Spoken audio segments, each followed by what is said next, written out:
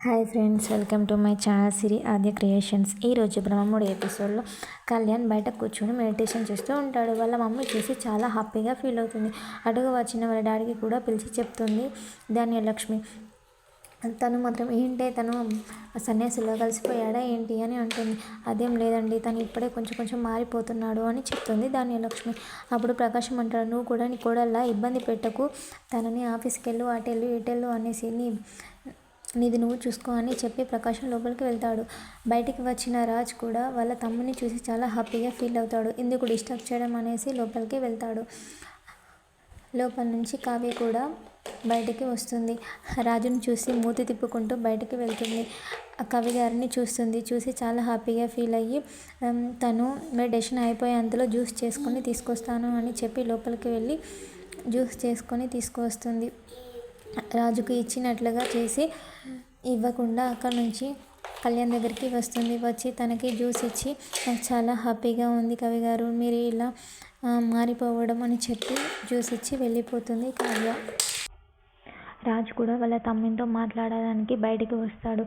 బయటికి వచ్చి, నువ్వు ఇలా మెడిటేషన్ చేయడం నాకు చాలా హ్యాపీగా ఉంది. నువ్వు కూడా అన్ని విషయాలు మర్చిపోయి ప్రశాంతంగా ఉండొచ్చు. నువ్వు ఇలా మారిపోతే పిన్ని బాబాయ్ చాలా హ్యాపీగా ఫీల్ అవుతారా అని చెప్పి అక్కడి నుంచి లోపలికి వెళ్తాడు. కావ్య కూరగాయలు కట్ చేస్తూ ఉంటుంది. కావ్య వద్దకి వాళ్ళ అత్తయ్య వాళ్ళ అమ్మమ్మ ఇద్దరు వస్తారు. చెరొక వైపు నిల్చొని ఏంటి కావ్య, నైట్ అంతా నిద్ర లేనట్టు ఉంది కదా అంటుంది వాళ్ళ అత్తమ్మ. అవును అమ్మమ్మ, అవును, నాకు నిద్ర లేదు, పడుకోలేదు అని చెప్తుంది కావ్య. ఇద్దరు చాలా హ్యాపీగా ఫీల్ అవుతారు.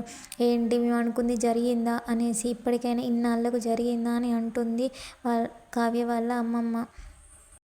అదేం లేదు అమ్మమ్మ గారు అని అంటుంది కావ్య. అప్పుడు ఇద్దరికి కోపం వస్తుంది. ఇద్దరు ఏంటి అని కోపంగా చెరొక్కలు ఒకరు గంట ఒకరు షాక్ తీసుకొని పైనకంటారు. అప్పుడు కావ్య ఇలా అంటుంది, ఏంటి ఇద్దరు కలిసి నన్ను కొట్టేస్తారా ఏంటి అని అంటుంది కావ్య. అప్పుడు అపర్ణ అంటుంది, నేను నైట్ అంతలా చెప్పాను కదా, ఏం చేస్తున్నావు అని కోప్పడుతుంది. అప్పుడు రాజు వాళ్ళ నాన్నమ్మ కూడా, నేను రాజుకి అంతలా చెప్పాను కదా, వాడు ఏం చేశాడు అని కోప్పడుతుంది. మరి నైట్ అంతా పడుకోలేదని చెప్తున్నావు, ఎందుకు పడుకోలేదు అని అంటుంది. నైట్ అంతా గొడవ పడుతూనే ఉన్నాం అని అంటుంది కావ్య. గొడవ ఎందుకు మీకు, నైట్ అంతా గొడవ పడుతూ ఉన్నారా, గొడవ ఎందుకు వచ్చింది మీకు అని అంటుంది అపర్ణ. అదేం లేదత్తయ్య, నేనట తప్పు చేశానట, తనట నన్ను క్షమిస్తున్నాడట. అంటే నువ్వేం తప్పు చేసావు అని అంటుంది అపర్ణ. అంటే అప్పుడు స్టార్టింగ్ నుంచి మొత్తం తగ్గుతున్నాడు అత్తయ్య అది అని అంటుంది కావ్య. అప్పుడు వాళ్ళ నాన్నమ్మకి కూడా కోపం వస్తుంది. అపర్ణ కావ్యని ఇలా అంటుంది, భర్త ఏమన్నా ఒక మాట అంటే పడితే ఏమవుతుంది, నువ్వైనా కొంచెం తగ్గాలి కదా అని అంటుంది. మరి మీరెందుకు తగ్గట్లేదు అత్తయ్య, మీరు కూడా తగ్గచ్చు కదా మామయ్య కోప్పడినప్పుడు అని అంటుంది. నువ్వు మధ్యలో నా మాట ఎందుకు తీస్తున్నావు అని కోప్పడుతుంది అపర్ణ. సరే వాడు వస్తున్నాడు, నువ్వు వెళ్ళి నీ పని చూసుకో, మేము చూసుకుంటామని చెప్తారు కావ్యకి. కావ్య సైడ్కి వెళ్తుంది. రాజు వస్తూ ఉంటాడు. రాజు వాళ్ళ నానమ్మ తన దగ్గరికి వెళ్తుంటే, రాజు నా దగ్గరికి వస్తుందని కావాలని ఫోన్ రాకపోయినా వచ్చినట్టు మాట్లాడుతూ వెళ్తాడు. అప్పుడే సడన్గా కాల్ వస్తుంది. ఏంట్రా గాడిద, ఫోన్ రాకపోయినా మాట్లాడుతున్నావు అంటే ఏంటి గాడిద అంటున్నావు అన్నావు, ఎందుకురా నీకు అంత ఈగో, ఆ ఈగో అంత పక్కన పెట్టచ్చుగా, భార్య దగ్గర ఈగో ఎందుకురా నీకు అని అంటుంది. నువ్వు గాడిదవు కాదారా, గాడిదను చెరువు దగ్గరికి తీసుకెళ్ళగలం కానీ నీళ్లు తాగించలేం కదరా, ఎందుకురా భార్య దగ్గర అంత ఈగో, నువ్వు ఫస్ట్ వెళ్ళి కావ్యతో మాట్లాడు అనేసి కోపడుతుంది. రాజ్ కావ్య దగ్గరికి వస్తే కన్విన్స్ చేద్దామని చూస్తాడు. సరే పట్టు, నీ తప్పులన్నీ క్షమించేసా అనుకో, అది ఇది అని మాట్లాడతా. ఏంటి మళ్ళీ నా తప్పులు అంటున్నారేంటి అని అంటుంది కావ్య. అదేం లేదులే, నేను ఇప్పుడు ఎందుకు వచ్చానో నీకు తెలియదా, ఎందుకు అలా చేస్తున్నావు అని అంటూ కావ్య పైన కోపడుతూ ఉంటాడు. వాళ్ళ నాన్నమ్మ అక్కడి నుంచి అన్నీ ఎత్తేస్తుంది. అప్పుడు మళ్ళీ ప్రశాంతంగా మాట్లాడతాడు. ఎందుకు ఇలా చేస్తున్నావు, నా కర్మ అని అనుకుంటూ ఉంటాడు. అక్కడి నుంచి అమ్మ నానమ్మ ఇద్దరు నన్నే గమనిస్తున్నారు అంటూ తనని కన్విన్స్ చేయాలని చూస్తూ ఉంటాడు. మీరు ఇప్పుడు నా దగ్గరికి ఎందుకు వచ్చారు అని అంటుంది కావ్య. మీరిప్పుడు తప్పులు ఎందుకు ఒప్పుకుంటున్నారు, ఎవరి కోసం అంటే మా అమ్మ కోసం, మా నాన్నమ్మ కోసం అని అంటాడు రాజ్.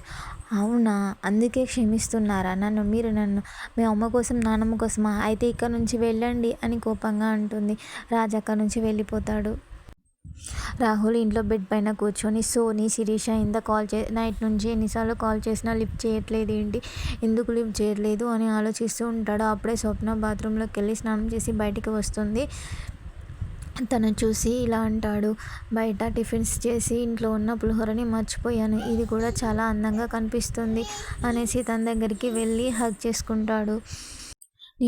రాహుల్ స్వప్నతో ఇలా అంటాడు, నిన్ను చాలా దూరం పెడుతున్నాను, నీ దగ్గర అసలు నిన్ను పట్టించుకోవట్లేదు, నేను ఆఫీస్ పనిలో పడేసి నిన్ను పట్టించుకోవడమే మర్చిపోయాను, అలా నువ్వేం ఫీల్ అవ్వకు అనేసి చెప్తూ ఉంటాడు రాహుల్ స్వప్నతో. అప్పుడు స్వప్న ఇలా అంటుంది, అవునా, ఇన్ని రోజులు నన్ను ఇత్తడి రాగి అంటూ ఇప్పుడు ఇంత ప్రేమగా నా దగ్గరికి వచ్చారు, ఇప్పుడు నేను బంగారంలా కనిపిస్తున్నానా మీకు? ఏంటి స్వప్న అలా అంటున్నావు అని రాహుల్ అంటాడు. మీ గురించి నాకు తెలుసులేండి, ఎందుకు ఇలా నటిస్తున్నారు అని అంటుంది. నైట్ నుంచి సోనీ, శిరీష ఇద్దరు కాల్ లిఫ్ట్ చేయకపోయేసరికి నేను గుర్తొచ్చానా మీకు అని అంటుంది స్వప్న. సోనీ, శిరీష నా వాళ్ళెవరు అంటే, నువ్వు నాటకాలు ఆడకు రాహుల్, వాళ్ళు కాల్ లిఫ్ట్ చేయకపోయేసరికి నా దగ్గరికి సిగ్గు లేకుండా వచ్చావంటే నేను నీ దగ్గరికి వచ్చానని ఇంత అలసైపోయానా అని అంటాడు రాహుల్. సిగ్గు లేకుండా వచ్చింది నువ్వు, నీ సొంతంగా నువ్వు మారే వరకు నువ్వు నా దగ్గరికి రావడం అవసరం లేదు, నేను భర్తగా అస్సలు స్వీకరించను అని చెప్తుంది స్వప్న.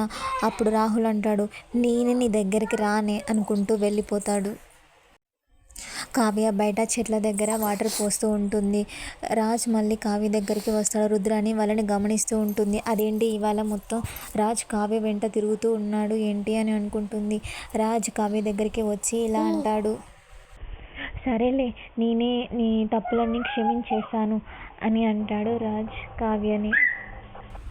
సరేలే, నా చేత తప్పులన్నీ క్షమించబడ్డావు నువ్వు అని అంటాడు రాజ్ కావ్యని. అప్పుడు కావ్య ఏంటి అని అంటుంది అని కోపంగా అంటుంది కావ్య. ఇక అక్కడ నుంచి లోపలికి వెళ్దామని చూస్తాడు. అప్పుడే వాళ్ళ నానమ్మ వాళ్ళ అమ్మ గుర్తుకొస్తారు. ఏంట్రా ఈ బాధ అని అనుకుంటూ దిగులుగా అలా ఆలోచిస్తూ ఉంటాడు రాజ్.